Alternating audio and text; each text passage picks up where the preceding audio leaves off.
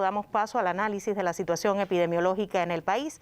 Les recordamos que hoy, en nuestro segundo momento de conferencia, estaremos hablando sobre la estrategia cubana de vacunación anti-COVID-19, en particular de la intervención con los dos candidatos vacunales cubanos, Soberana 02 y Abdala, en la población capitalina.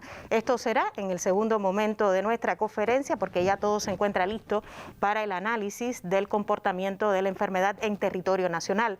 Nos acompaña para ello la intérprete de lengua de señas, Ania Reigada, y damos la bienvenida al doctor Francisco Durán García, director nacional de epidemiología del Ministerio de Salud Pública. Doctor, muy buenos días, bienvenido. Buenos días a ti, Gisela, a todo el equipo que hace posible la transmisión, la intérprete de lenguas de señas y a toda la población que escucha los mensajes.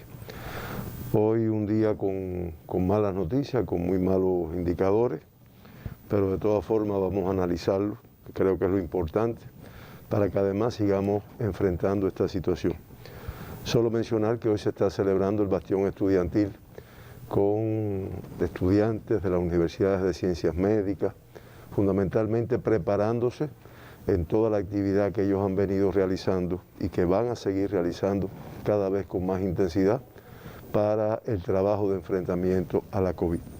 Yo me refería a indicadores desfavorables que evidencian una transmisión muy fuerte en nuestro país de la COVID-19 y que además requiere de que sigamos arreciando o que arreciemos el comportamiento social de las personas, las medidas de restricción que se van adoptando en cada uno de los territorios. Y me refería por el número de casos confirmados y por el número de fallecidos. Hoy tenemos que lamentar el fallecimiento de 12 personas en Cuba con la COVID-19. Fallece una paciente joven, 61 años, del municipio de Cárdenas, en la provincia de Matanzas, contacto de un caso sospechoso que se había identificado con antecedentes de hipertensión arterial como única comorbilidad, que después de una estadía de 7 días ingresada, 2 de ellos en terapia intensiva, por un grupo de complicaciones que presentó, lamentablemente fallece esta paciente. Fallece una paciente todavía mucho más joven, 48 años de edad, del municipio Calimete, en la provincia de Matanzas, con antecedentes de ser un contacto de un caso que ya había sido diagnosticado previamente y que como comorbilidades realmente no tenía ninguna enfermedad, teniendo en cuenta la edad de esta paciente.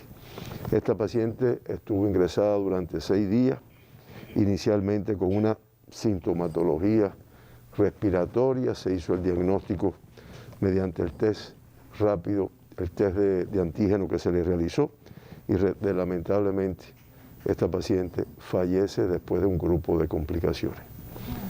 Lamentamos el fallecimiento de una paciente de 89 años de edad, de la provincia de Matanzas, en el municipio de Unión de Reyes, paciente contacto de un caso positivo que ya había sido diagnosticado, con antecedentes de diabetes mellitus, hipertensión arterial y una cardiopatía isquémica.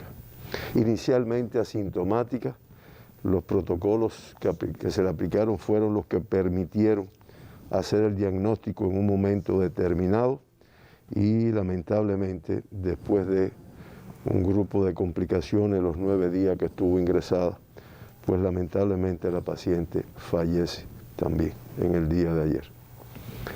Fallece una paciente de 74 años de edad del municipio Colón, en la provincia de Matanzas, contacto de un caso confirmado ya previamente y que tenía como antecedentes de padecer hipertensión arterial y diabetes mellitus. Esta paciente realmente tuvo una estadía en terapia intensiva de 6 días, prácticamente al inicio con una sintomatología discreta que después se fue complicando y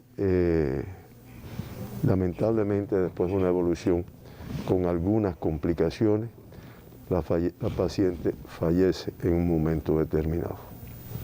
Fallece un paciente de 47 años de edad, joven, muy joven también, del municipio de Colón, en la provincia de Matanzas, contacto de un caso confirmado ya previamente, con antecedentes de una hipertensión arterial, diabetes mellitus y una artritis reumatoide. Me disculpan. Este paciente, después de una estadía de 10 días ingresado, 6 de ellos en terapia intensiva, con un grupo de complicaciones que presentó en su evolución, pues lamentablemente fallece con un grupo de complicaciones en un momento determinado. Fallece un paciente también joven, 58 años de edad, del municipio de Jagüey Grande, en la provincia de Matanza, que tenía como único antecedente el haber visitado en varias ocasiones aquí en La Habana y que tenía como antecedentes de padecer de un adenoma hipofisario, hipertensión arterial y cierto grado de obesidad, lo cual conoce nuestra población que no es de buen pronóstico. Tuvo una estadía breve ingresado, 4 días, realmente presentó un grupo de complicaciones, incluso un cuadro súbito de toma del sensorio y lamentablemente fallece en el día de ayer.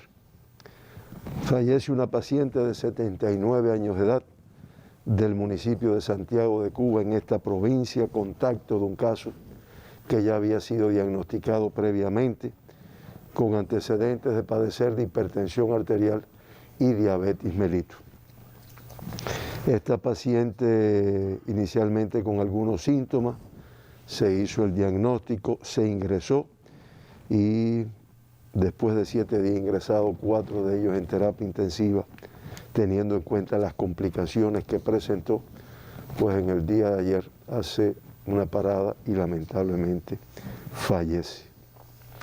Fallece una paciente de 96 años de edad del municipio Contramaestre, en la provincia de Santiago de Cuba, contacto de un caso confirmado ya previamente y que como antecedentes de padecer, no obstante la edad que presentaba, solamente hipertensión arterial y una fractura de cadera de la cual había sido operada hace unos años.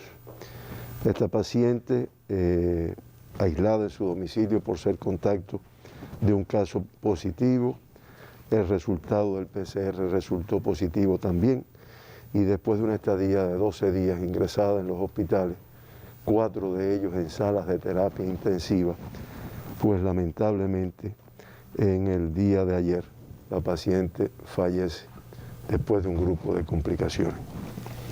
Fallece un paciente de 92 años de edad del municipio Marianao, aquí en la provincia de La Habana, contacto de un caso ya confirmado previamente y que tenía como antecedentes cardiopatía isquémica, demencia vascular y una enfermedad renal crónica, que también se conoce el mal pronóstico que tienen cuando adquieren la COVID. Este paciente, identificado por su médico de familia mediante el ingreso domiciliario con alguna sintomatología, se hizo el diagnóstico inicialmente por test de antígeno, después se corrobora por el PCR y después de una estadía de 5 días, realmente por las complicaciones que presentó, fallece lamentablemente. Fallece aquí en La Habana un paciente joven, 58 años de edad, contacto de un caso que ya había sido confirmado previamente y que padecía de hipertensión arterial y diabetes mellitus. Este paciente, después de ser identificado en la pesquisa con alguna sintomatología, se hizo el diagnóstico, se ingresó, permaneció ingresado durante 10 días, pero lamentablemente presentó un grupo de complicaciones, por lo cual fallece. Fallece un paciente de 68 años de edad, de aquí de la provincia de La Habana, del municipio de Boyero, contacto de un caso confirmado que ya había sido diagnosticado previamente y que tenía como antecedentes de padecer de una hipertensión arterial, una cardiopatía isquémica y diabetes mellitus. Este paciente que se identificó en la pesquisa por ser contacto de un caso positivo con sintomatología. Se hizo el diagnóstico, se ingresó, permaneció 10 días ingresado, 6 de ellos en terapia intensiva por las complicaciones que presentó prácticamente desde el principio, pero lamentablemente fallece. Y fallece un paciente también relativamente joven, 60 años de edad, del municipio Santa Clara, en la provincia de Villa Clara, que tenía como antecedentes de padecer de una enfermedad pulmonar obstructiva crónica, cierto grado de desnutrición y de alcoholismo. Este paciente se hizo el diagnóstico inicialmente valorándolo por la sintomatología, no precisamente de COVID, y al aparecer síntomas subjetivos se hizo el estudio, se diagnosticó, se aplicaron los protocolos de tratamiento y lamentablemente después de una estadía de 5 días realmente, pues realmente este paciente prácticamente todo en terapia intensiva, pues lamentablemente fallece. Realmente lamentamos mucho estos fallecimientos, damos las condolencias a sus familiares y amistades y creo que se identifica la importancia de no solo las personas que tenemos la tercera edad o edades relativamente avanzadas, sino también todas las personas protegernos todavía mucho más, teniendo en cuenta además que no conocemos quién puede tener la enfermedad. De esta forma, Cuba, con 23.393 pacientes ingresados en el día de hoy, de los cuales 3.558 son pacientes sospechosos, 14.533 pacientes en vigilancia y confirmados un total de 5.302. Fíjense que es una cifra por encima de los 5.000, que siempre hemos dicho que es una referencia del incremento de casos activos que tenemos ingresados, teniendo en cuenta que se dan más casos que las altas que se pueden dar, por lo que corresponde. Estamos hablando en el acumulado 179 más que la jornada anterior. Se procesaron 21.830 muestras para el diagnóstico de biología molecular en todo el territorio nacional y se diagnosticaron la cifra más elevada de casos confirmados, 1.207 pacientes con COVID-19. Esto hace que el 5,5% de todas las muestras procesadas ayer resultaron positivas a la COVID-19 y que se diagnosticaron 201 más que los del día de ayer, que ya había sido una cifra elevada. Con este comportamiento del diagnóstico ayer, ya se han procesado 3.450.918 muestras para el diagnóstico de la enfermedad y se han diagnosticado un total de 97.967 personas con COVID-19. Estamos hablando del 2,84% de todas las muestras estudiadas han resultado positivas a la COVID. Como se pueden ver en los gráficos que se van a poner a continuación, se procesaron muestras de todas las provincias del país. La Habana, por su complejidad, igual que Santiago, igual que Matanzas, el mayor % de las muestras analizadas, pero reitero, de todos los territorios, incluyendo el municipio especial Isla de la Juventud. Ayer la positividad mayor de las muestras analizadas pues le correspondieron al municipio de Mayabeque, en el cual el 19,8% de todas las muestras procesadas resultaron positivas a la COVID. Le sigue Granma, La Habana, Holguín y realmente la de menos muestras, Guantánamo, de muestras positivas, la provincia de Guantánamo. De los 1.207 casos diagnosticados ayer, 1.183 casos autóctonos propios de la transmisión en nuestro territorio. Y se diagnostican 24 personas, 24 pacientes importados que arribaron recientemente a Cuba, y por el protocolo establecido se hizo el diagnóstico. En el gráfico ustedes pueden ver la cifra elevada de casos que hemos mantenido para no engañarnos durante todos los últimos 15 días y que en el día de ayer supera prácticamente todas las que habíamos presentado en días anteriores. Contactos de casos confirmados, el 95,4% de todas las personas que se diagnosticaron ayer.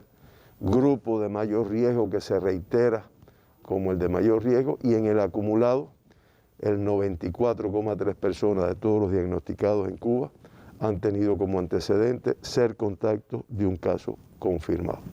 Como ya había dicho, con fuentes de infección en el extranjero, 24 personas ayer, el 2% de todos los diagnosticados, y ya el 5,5% de todos los diagnosticados en Cuba desde el inicio de la pandemia han tenido como fuente de infección el exterior de nuestro país. Se trabaja en la precisión de la fuente de infección de 31 de los pacientes diagnosticados en el día de ayer, por provincias. Los casos confirmados ayer lo podemos ver gracias al apoyo del ICRT en este mapa. La región de Occidente, muy complejo todavía, más complejo que en días anteriores, la provincia de La Habana, 681 casos. Le sigue la provincia de Matanzas, en la cual se viene trabajando, pero tiene una cifra elevada, 105. Y ayer la provincia de Mayabeque confirmó un número elevado de casos, 87 casos. Artemisa con 22 y Pinar del Río con 19, aunque todavía tienen transmisión, pero de todas formas cifras inferiores. Y el municipio especial Isla de la Juventud, que ha demostrado un control de la pandemia, diagnostica un caso en el día de ayer. En el centro, la mayor complejidad, Santi Espíritu, que ha ido disminuyendo, en ocasiones incrementa, vienen trabajando y van controlando. Camagüey con 7, Ciego de Ávila con 11, Villa Clara con 5 y Cienfuegos con 12, estos territorios evidencian que van con un control de la pandemia, no exento de muchos riesgos. Y en el oriente cubano, realmente Santiago de Cuba, Granma, que ha ido disminuyendo, pero se mantiene con una transmisión muy elevada, de 82 en el día de ayer. Santiago de Cuba, que también ha tenido una inestabilidad en los últimos días, 74 en segundo lugar en importancia, y Holguín ayer incrementa a 53 casos confirmados en el día. Las Tunas con 19 y Guantánamo con 2, pues cifras inferiores, y en el caso de Las Tunas, una situación puntual, porque es una provincia que ha mantenido un control de la pandemia. Guantánamo, sí, 2 en el día de ayer. Y el municipio, bueno, ya dijimos el municipio especial. Del sexo femenino, ayer el 47,9% de todos los diagnosticados en Cuba. En el acumulado, el sexo masculino se mantiene con el 50,9%. El 46,6% de todos los diagnosticados ayer, totalmente asintomáticos. Mucho riesgo, no tenemos la menor idea de qué persona puede tener la enfermedad por la sintomatología que pueda presentar en un momento determinado. Por lo tanto, obliga a una protección mucho mayor. Por grupos de edades no logramos reducir el número de casos diagnosticados con menos de 20 años de edad. En el día de ayer, 146, un 12,1% de todos los diagnosticados, y la mayor parte en edades pediátricas, 18 y menos años de edad, 132 ayer, el 10,9% de todos los diagnosticados. Ya se acumulan 12.348 niños, jóvenes, adolescentes de 18 y menos años de edad que han sido diagnosticados con COVID-19, el 12,6% de todos los diagnosticados en Cuba. Activos, la cifra más elevada que hemos presentado, 804 pacientes en edades pediátricas que se encuentran ingresados, diagnosticados con COVID-19. Y se ha recuperado el 93,4% de todos los casos en edades pediátricas diagnosticados en Cuba. Ayer no reportaron casos en edades pediátricas ni Guantánamo, ni Holguín, ni Camagüey, Las Tunas y el municipio especial Isla de la Juventud, el cual no ha reportado casos pediátricos en todo el mes de abril. De los casos pediátricos ayer, 3 menores de 1 año, todos de La Habana. Se acumulan 646. Todos los diagnosticados, estos 3 menores de 1 año, menores de 6 meses, y todos contactos de casos confirmados, promediándose 11 contactos por cada niñito menor de 6 meses. Dejo a la interpretación mis palabras del riesgo que corren estos niños. Se mantiene la lactante de 3 meses grave, estable, de aquí de La Habana.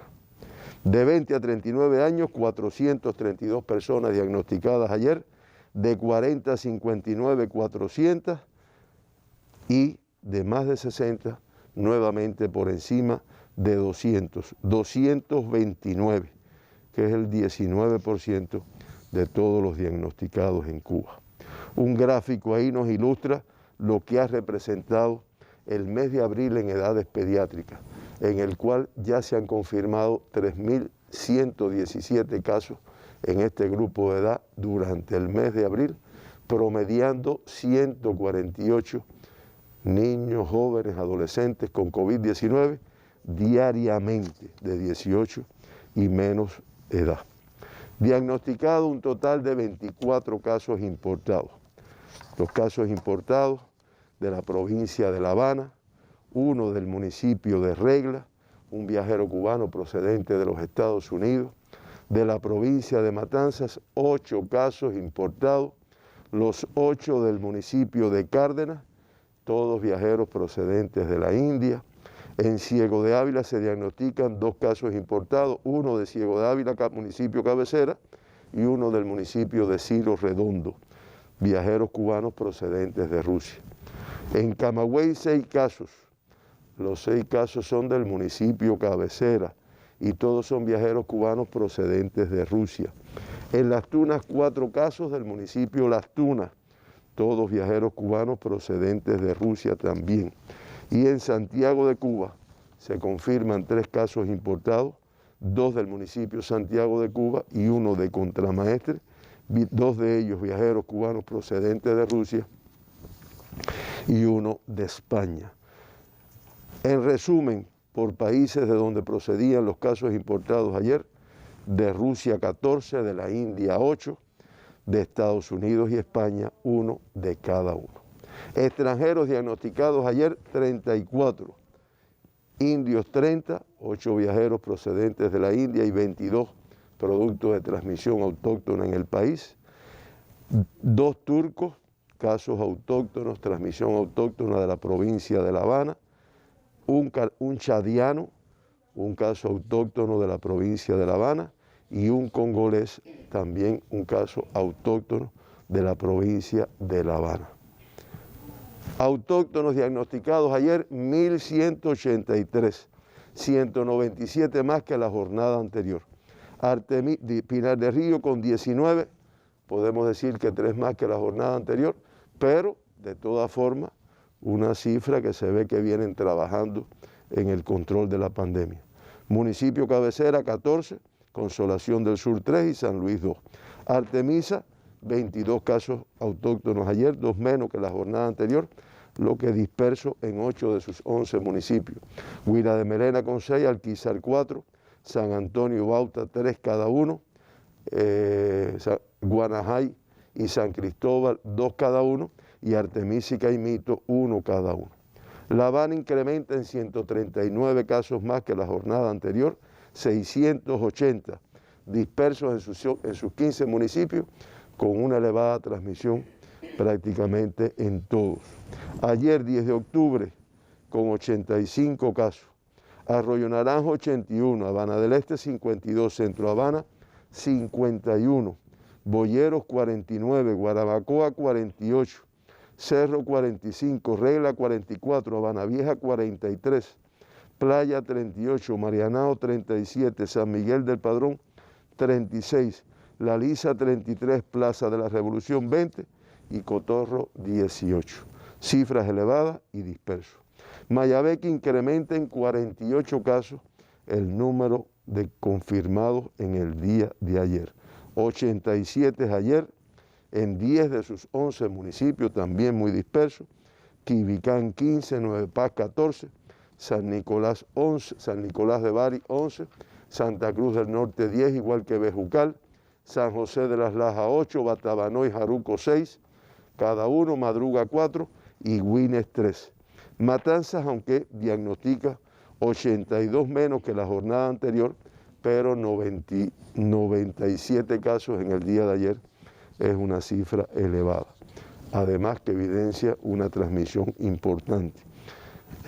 Además disperso en 11 de sus 13 municipios. Jovellanos con 26, Matanzas con 22, Cárdenas 14, Limonar 9, Perico 8, Colón 6, Martí, Calimete y Los Arabos con 3 cada uno, Unión de Reyes con 2 y Jagüey Grande 1. Cienfuegos, que mantiene control de la pandemia, diagnostica 2 casos menos que ayer, que el día anterior, 12. De Aguada 5, de Cienfuegos 4, de Cruces, Lajas y Cumanayagua 1 de cada uno. Villa Clara también con control de la pandemia, 5 casos autóctonos ayer, 1 menos incluso que el día anterior. De Santa Clara 4 y de Cifuentes 1. Santi Espíritu, aunque un poco elevado en el centro, 27 casos autóctonos, pero son 4 menos que el día anterior. La mayor parte del municipio cabecera, 12, Fomento 5, Tahuasco y Trinidad con 4 cada uno y Cabaiguán con 2. Ciego Dávila con 9 casos ayer, aunque incrementa 3 más que la jornada anterior, pero dentro del control de la pandemia. Ciego Dávila municipio con 5 y Morón con 3 y Baraguá con 1. Camagüey confirma un solo caso en el día de ayer del municipio cabecera, 7 menos que la jornada anterior, y aunque todavía pudiera presentar un número mayor de casos, pero evidentemente las acciones que han aplicado han resultado.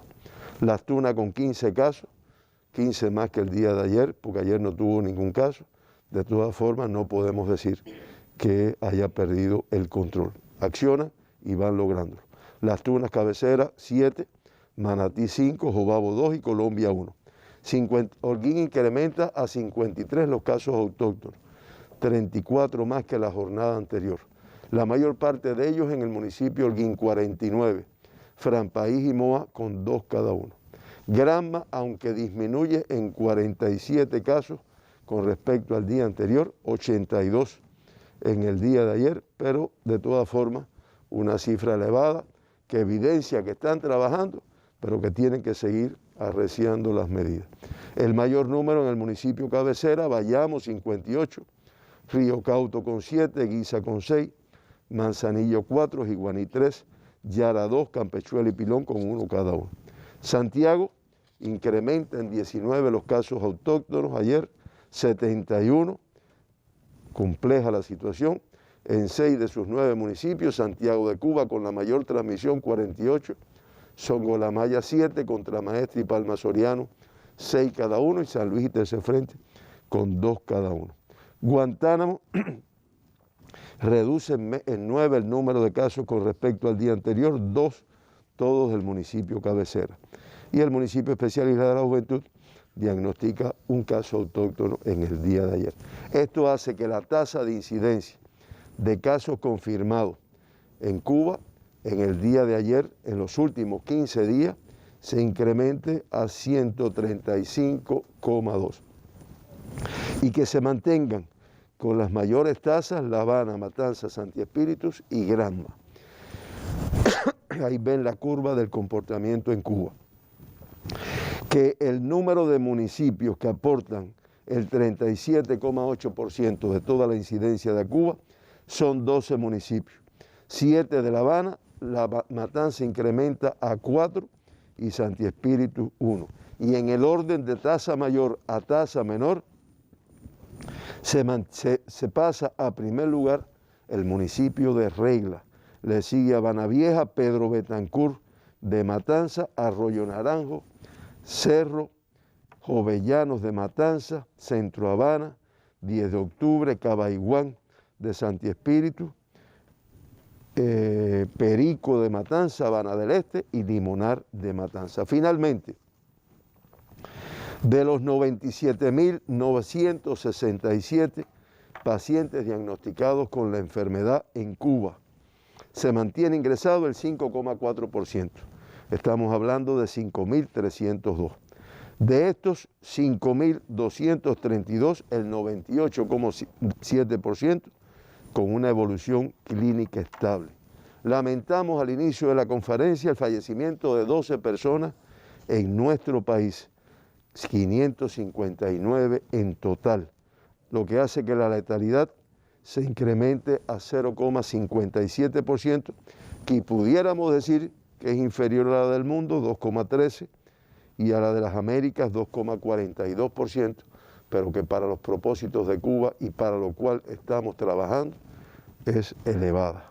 2 evacuados y 54 retornados después del diagnóstico a sus países, y en el día se dieron 1.016 altas, una cifra que pudiera parecer como elevada, pero estamos hablando que son 191 menos que los diagnosticados en el día de ayer, lo que ocasiona que se incrementen el número de activos, para un acumulado de 92.050 pacientes que se han recuperado en Cuba de la COVID-19, el 94%.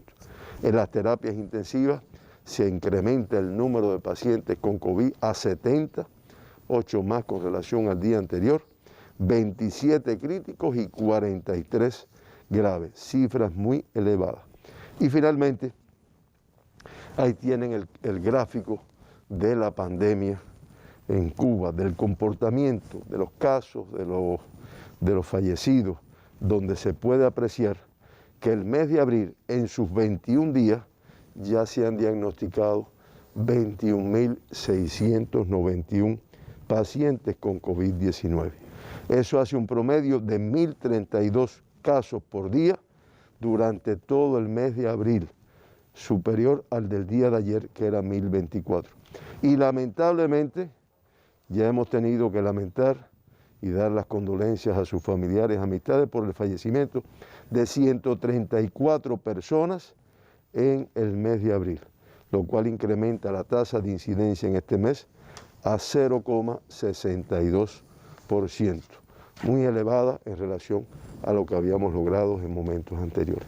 Hasta aquí, Gisela, la situación compleja, Gisela, todas nuestras personas que escuchan el programa, compleja que enfrenta nuestro país y que lo vamos a resolver indiscutiblemente con las medidas que se vienen adoptando, pero con una participación muy fuerte de toda la población.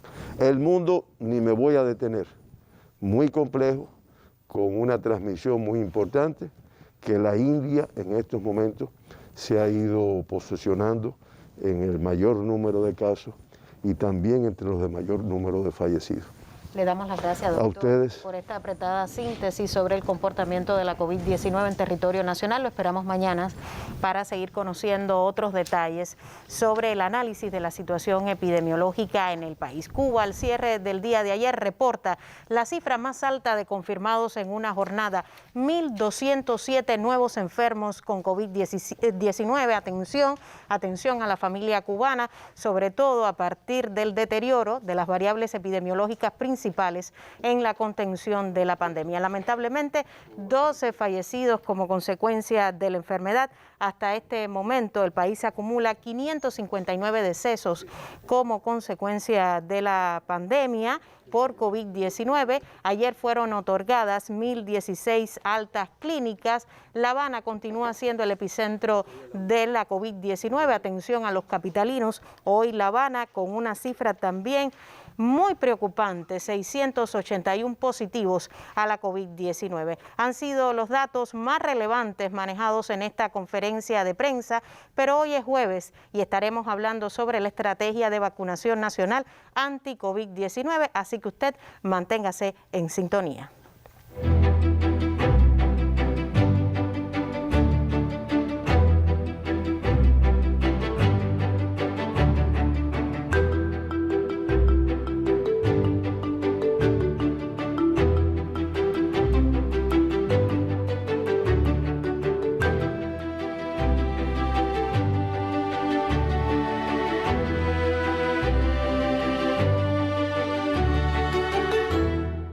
Y entramos en el segundo momento de esta conferencia de prensa, muy esperado también lunes y jueves. Siempre estamos hablando sobre la estrategia cubana de vacunación anti-COVID-19.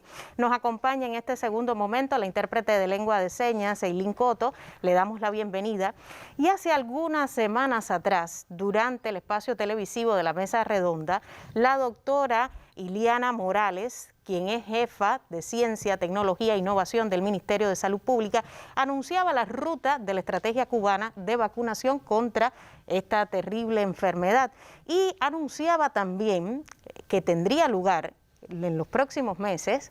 Recuerdo que estaríamos hablando de abril, mayo, quizás junio, de un estudio de intervención en la capital del país. Justamente este anuncio ha creado muchísima expectativa porque ya en las redes se ha movido la preparación del personal de salud en función de esta vacunación en la capital del país, que incluiría a 1.700.000 habaneros.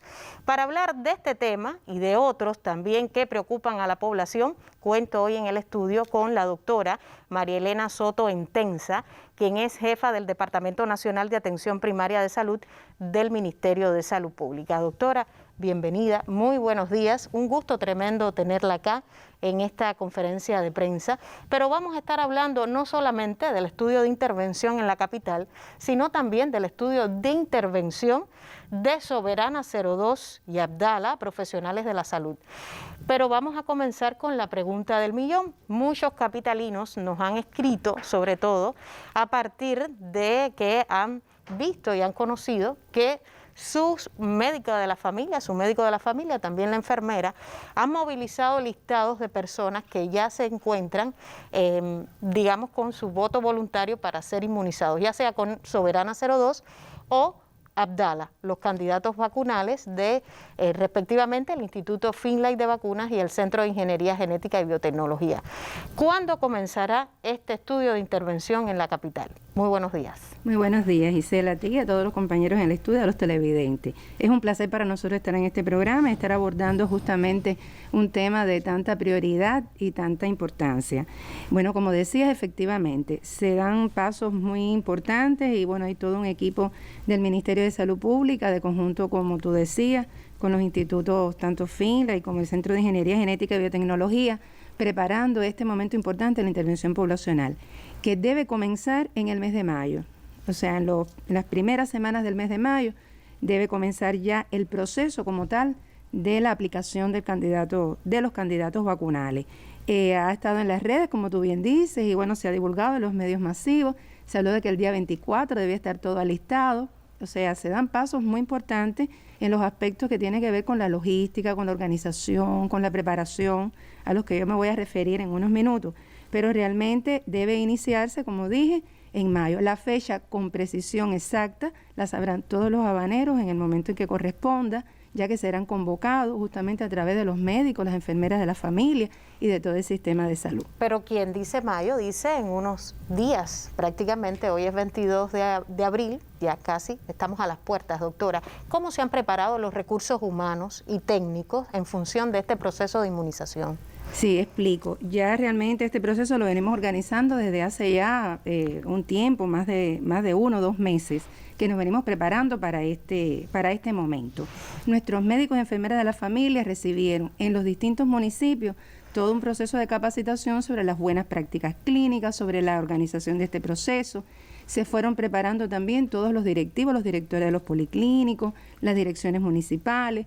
En cada una de las áreas de salud se han decidido equipos de investigadores y equipos para certificar los lugares donde se efectuará esta vacunación, que bueno, aprovecho para decir que va a ser en mayor por ciento en nuestros propios consultorios del médico y la enfermera de la familia.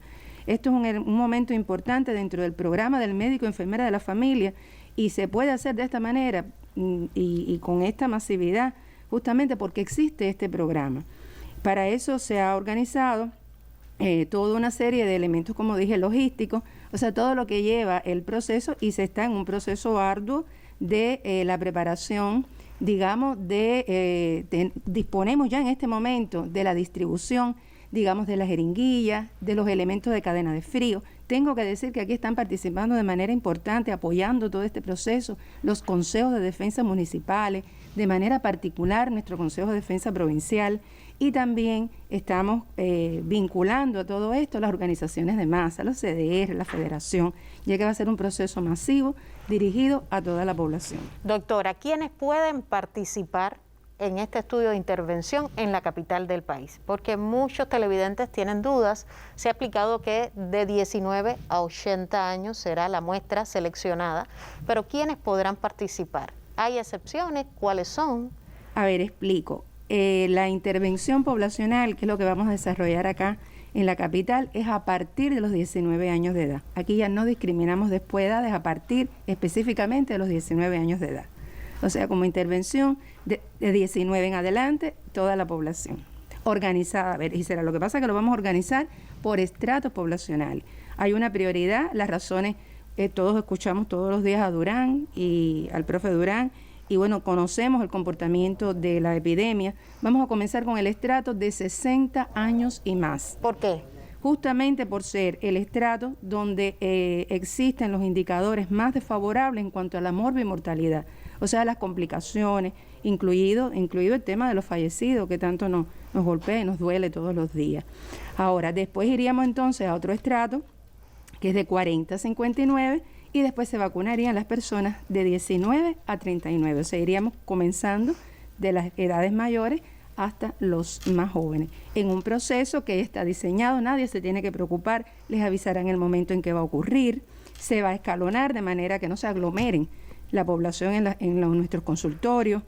En los casos en que no pueda hacer el consultorio, por razones determinadas de estructura, que es el menor caso posible, se han ya localizado lugares muy aledaños a los consultorios donde se va a hacer este proceso. Y también sí se han definido lugares de observación, porque todas las personas después de ser vacunadas deben ser observadas durante 1 hora, o sea, la observación postvacunal que le llamamos.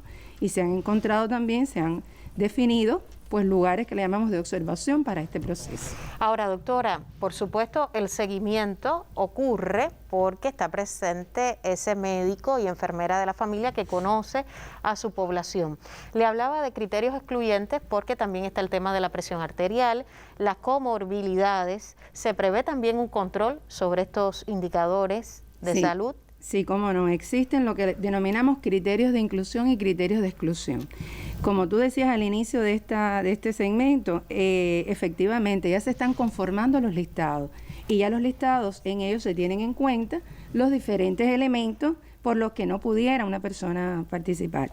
Tú mencionabas un elemento importante, o sea, en el momento en que se produce, digamos, la descompensación aguda de la enfermedad, en ese momento la persona, digamos, una hipertensión descompensada, la diabetes mellitus descompensada, una cardiopatía isquémica que esté en estado de descompensación, en ese momento la persona no puede ser vacunada. Eso no quiere decir que se compense y podamos ir entonces al proceso, o sea, se pueda vacunar sin dificultad.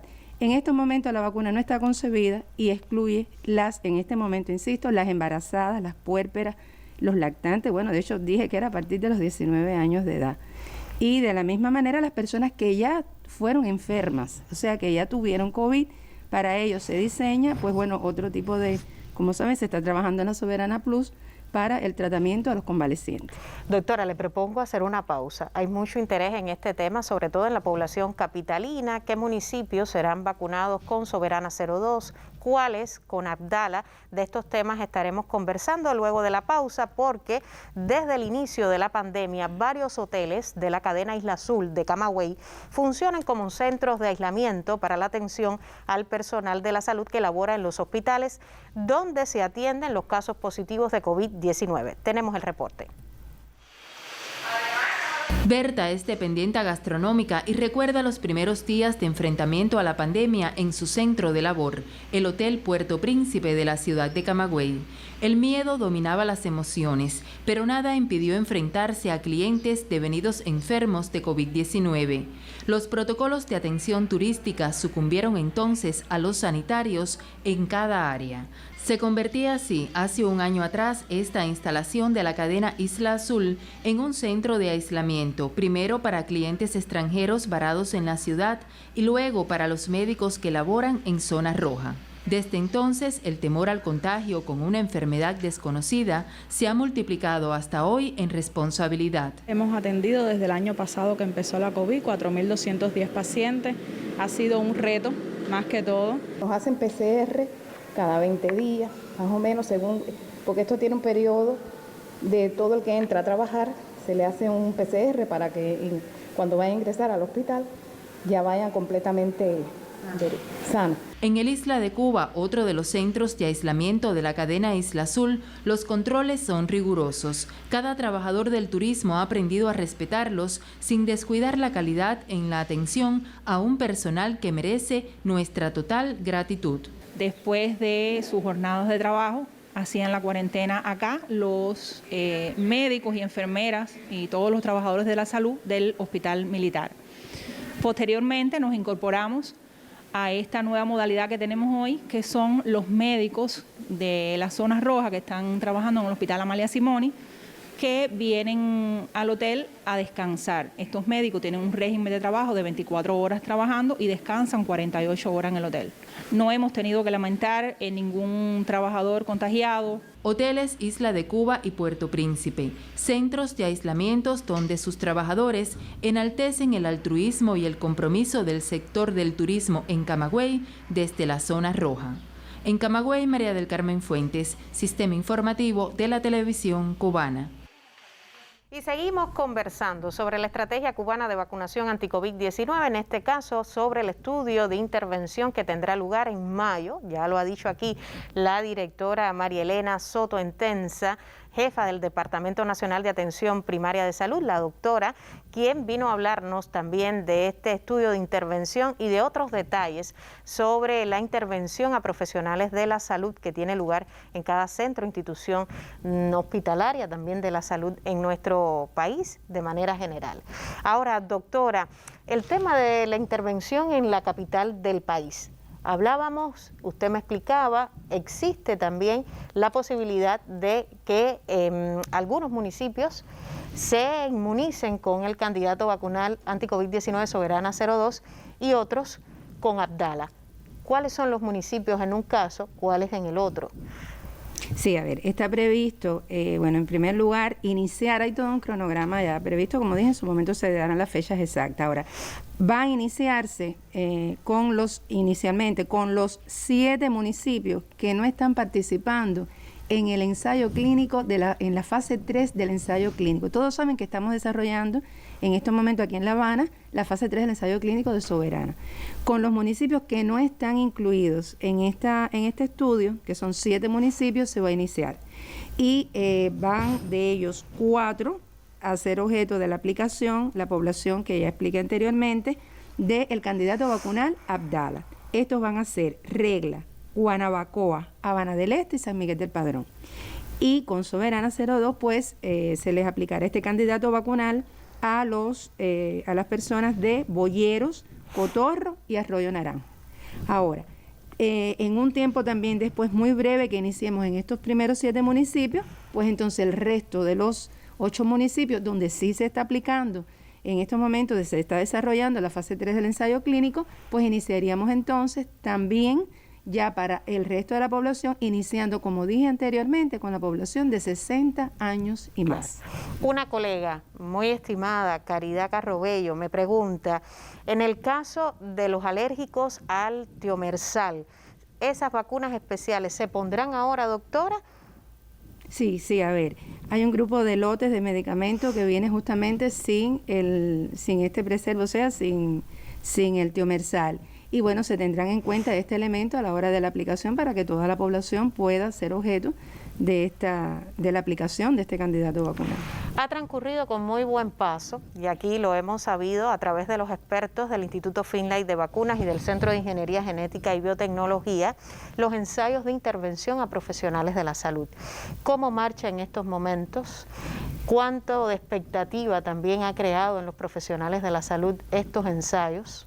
Sí, muy bien. A ver, desde el día 22 de marzo inició acá en La Habana la intervención poblacional en lo que le llamamos grupos de riesgo. Y por supuesto, dentro de ese grupo de riesgo, pues se define por el vínculo tan estrecho que tiene con los pacientes de la COVID, pues el personal de la salud. Como dije, inició el 22 de marzo, fueron vacunados en un periodo de alrededor de 15 días, más de 75,000 trabajadores de la salud y también trabajadores de Biocuba Pharma. Y se les aplicó una primera dosis, en este caso de Soberana 02. Ya en estos momentos, del día 19 de abril, un día histórico, iniciamos la segunda dosis de esta vacunación. Recuerden que Soberana vacunamos cada 28 días, o sea, hay una primera dosis, después hay otra dosis a los 28 días y otra al día 56. Esto es lo mismo que después va a ocurrir con la población, es bueno que se conozca. Y bueno, en el caso de Abdala, que sí se aplica, el esquema es más cortico, lo has explicado aquí por los mismos compañeros de los institutos en otros momentos, que es cada 14 días. O sea, el día 1, el día 14 y el día 28.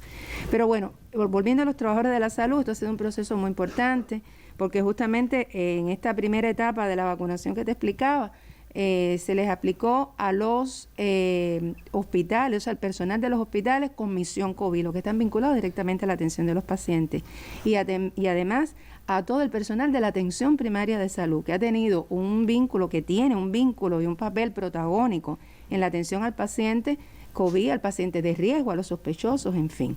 Y ese es el momento en que estamos ahora, pero en la segunda dosis. Esto mismo está ocurriendo en las provincias orientales. O sea, en este caso con el candidato vacunal Abdala. En el caso de Santiago, Guantánamo y Granma, en las capitales también los trabajadores de la salud pues han tenido este proceso que se va a extender después a todas estas provincias. Y bueno, desarrollamos ahora a partir del día 29 de abril, vamos a comenzar entonces la segunda etapa de los trabajadores de la salud.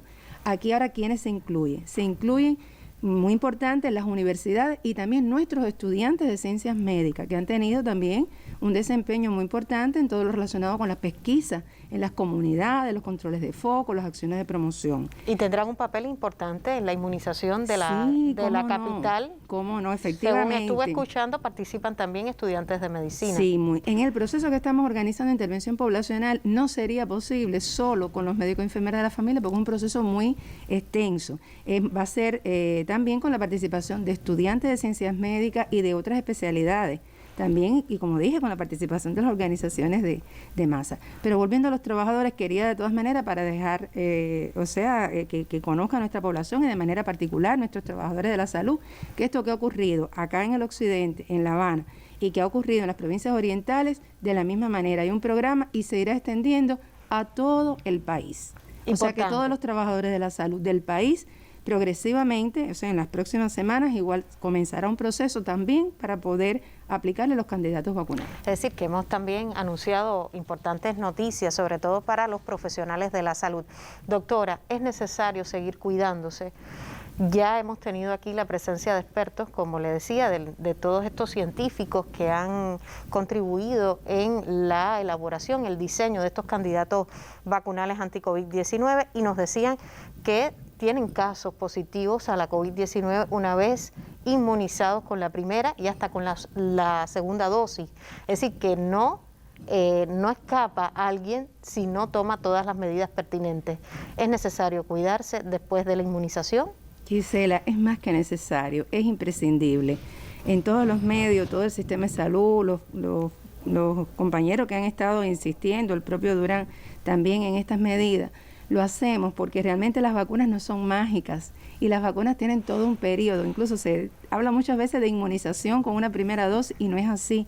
La inmunización real se logra después de las 3 dosis, pero además es imprescindible, a la vez que este proceso no ocurre a la misma vez en todo, que se logre en toda la población la comprensión de que hay que mantener las medidas higiénico-sanitarias. La mejor vacuna, es el cumplimiento de todas las medidas que se han estado indicando, el uso del nasobuco, el distanciamiento social, el aislamiento donde corresponde, la detección a tiempo de los casos y que no nos quedemos en casa si tenemos el más mínimo síntoma.